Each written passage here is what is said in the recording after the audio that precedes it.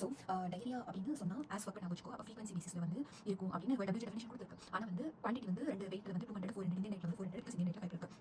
இப்போ ஃப்ரீக்வன்சியே வந்து இன்க்ரீஸ் ஆயிருக்கு. ஆனால் ஸ்டூலோட வெயிட் வந்து கம்மியாக இருக்குன்னா ஸ்டூலோட டைரியான்னு சொல்லுவோம். இன்ஃப்ளமேட்டரி பவர் டிசீஸ் இருக்கும். அதுக்கப்புறம் வந்து அல்சரேட்டிவ் கோலைட்டிஸ்ல வந்து ரீசன் வந்து ப்ராப்டோசிஸ்ன்னு சொல்லுவாங்க. ப்ராப்டோஸ்கோப்னா ரெக்டம் ப்ராப்டோசிஸ். செகண்ட் ரீசன் வந்து ஃப்ரீக்வன்சி இன்க்ரீஸ் ஆகுது வந்து நம்மளோட ரெக்டோ ஆனல் ஸ்பிண்டர் வந்து இன்கான்டினன்ஸாக இருக்குது.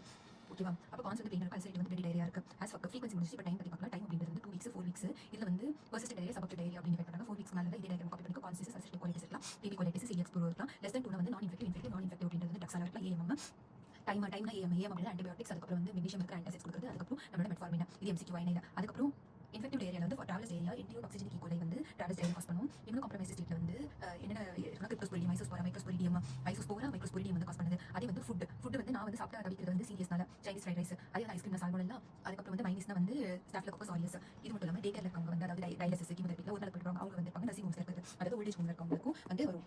ஸோ ட்ரீட்மெண்ட் அப்படின்றது வந்து ஓஆர்எஸ் கொடுப்போம். இப்போ ஓஆர்எஸ் கொடுத்து அவங்க வந்து ட்ரீட் ஆகல. அப்போ இப்போ ஃபர்தர் எவல்யூஷனுக்கு போகணும்னா வந்து ஓஆர்எஸ் அப்போ தண்ணி அப்போ டீஹைட்ரேஷன் போயிட்டாங்க. தண்ணி மட்டும் இல்லாமல் பிளட் வந்துச்சு. அப்புறம் வந்து பிளட் வந்து சிஜலாக என்ட்ரோ இன்வேசிவ் கோலைஸ்னால வந்து வரும். அதுக்கப்புறம் அவங்களுக்கு ஃபீவர் வந்துருச்சு. 101 விட அதிகமாக இருக்குது. 11 அப்போ வந்து 2 days விட அதிகமாக டைரியா ஆகிட்டு இருக்கு. 2 days அவுட் பிரேக் ஆகிருக்கு. அவுட் பிரேக் கண்டிஷன்ஸில் வந்து வருது. லாஸ்ட்டாக வந்து இங்கே ஏஜ் நர்சிங் ஹோம் இருக்க இங்கே வந்து 70 இருக்கும். ஆன்டிபயோட்டிக்ஸ் கொடுக்குற மாதிரி இம்யூனோ காம்ப்ரமைஸ்டு ஆன்டிபயோட்டிக்ஸ் கொடுக்கும்போது கிளாஸ்ட்ரிடியம் டிஃபிசல் வந்து கம்மியாகுது. இது மெயின்டெனன்ஸ் கோலைட்டிஸ். அப்போ இதுக்கு முன்னாடி வந்து கிளிண்டாமைசின் கொடுத்து இப்போ வந்து ஃபிலாக்ஸாமைசின் வந்து கொடுத்துருக்கோம். இது பேசிக்கலி நம்ம ஃபர்தர் எவல்யூஷனுக்கு பண்ணுவோம். ஸோ ஃபர்ஸ்ட் வந்து எரித்ரோமைசின் கொடுத்து டைரியா இருக்கான்னு பார்க்கணும். ஏன்னா எரித்ரோமைசின் அப்படின்றது வந்து சர்டன் இதுமே லாக்டேட் மோட்டிலிட்டி இன்க்ரீஸ் பண்ணுது. அதை நிறுத்திக்கணும். நார்மலாக ஓஆர்எஸ் கொடுப்போம். ரிகவர் ஆகலைன்னா அதாவது இந்த ஃபீவர் இந்த சிம்டம்ஸ் WBC ஓல்டேஜ், அதாவது WBC இருக்கு இம்யூனோ காம்ப்ரமைஸ்டு பிளட் ஃபீவர், இதுதான் நம்ம வந்து ஸ்டூல் மைக்ரோஸ்கோபி பண்ணுவோம், ஸ்டூல் கல்ச்சர் வந்து பண்ணுவோம். அதுக்கப்புறம் இதுலேயும் வந்து எதுவுமே ரிசல்ட் வரலனா ஃப்ளூரோக்வினால் கொடுப்போம். ஜிஆர்டி சஸ்பெக்ட் பண்ணா இல்லை அம்பிபிஎஸ் சஸ்பெக்ட் பண்ணா மெட்ரோனிடசோல் வந்து கொடுப்போம். இந்த மெட்ரோனிடசோல் ஃபர்தராக வந்து ஃபில்லைஸ் கோலைட்டிஸ் காஸ் பண்ணும். அது வந்து பார்த்துக்கோ திரும்பி வந்து பேஷண்ட் வந்து வரும்.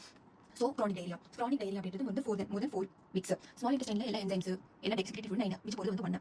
இப்போ சாலிட் நம்ம செக்ரட்டரி ஆஸ்மாட்டிக் எலவிட்டு இன்ஃப்ளமேட்டரி டைரியா அதுக்கப்புறம் டிஸ்மோட்டிலிட்டியாக வருது. எஸ்னா சாலிட் செக்ரட்டரி ஸ்டிமுலேட்டரி லாக்ஸேட்டிவ் வந்துருக்கலாம். விஐபியோமா கார்சினாய்டு இது வந்து விஐபி வந்து செக்ரேட் பண்ணுது. இது வந்து செரோட்டோனின் செக்ரேட் பண்ணிட்டு மோட்டிலிட்டி இன்க்ரீஸ் பண்ணுது. ஆஸ்மாட்டிக் அப்படின்றது osmotic lactate magnesium phosphate sulphate இருக்கிறது எல்லாமே வந்து ஓகே. அதுக்கப்புறம் வந்து ஆஸ்மாட்டிக்ல இங்கே கடன் வாங்கி லாக்டோஸ் எடுத்துக்கலாம், கார்போஹைட்ரேட் எடுத்துக்கலாம், லாக்டுலோஸ் சார்பிட்டால் இதுதான் சுகரோட ஆல்டர்னேட்டிவ்ஸ்.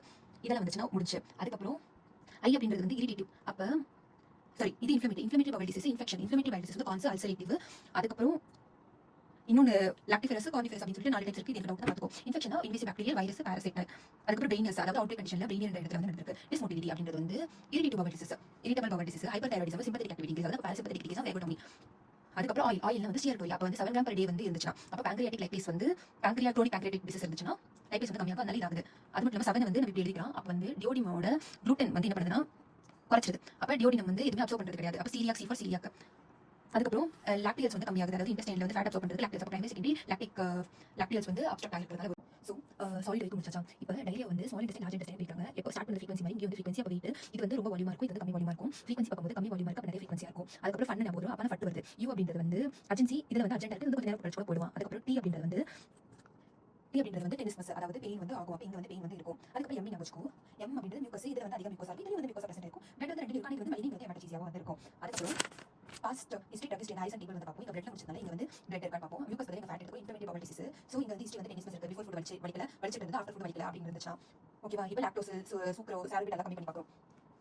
அப்ப இது இன்ஃப்ளமேட்டரி பவல் டிசீஸ் தான் வந்து ஒரு பெரிய எவல்யூஷன் பண்ணும். கால்குலேட்டிவ் இன்ஃப்ளமேஷன் தான் இன்டெஸ்டைன் வந்து கால்குலேட்டிவ் சீலியாக் ப்ரோட்டீன் மாதிரி. அதுக்கப்புறம் சீலியாக்ல வந்து IgG IgA ஆன்டிபாடி வந்து ப்ரொடியூஸ் பண்ணுது. அதுதான் வந்து நம்மளோட டியோடினம் வந்து நைஸா வந்து மாத்துது. அப்படி சீலியாக் டிசீஸ் வருது.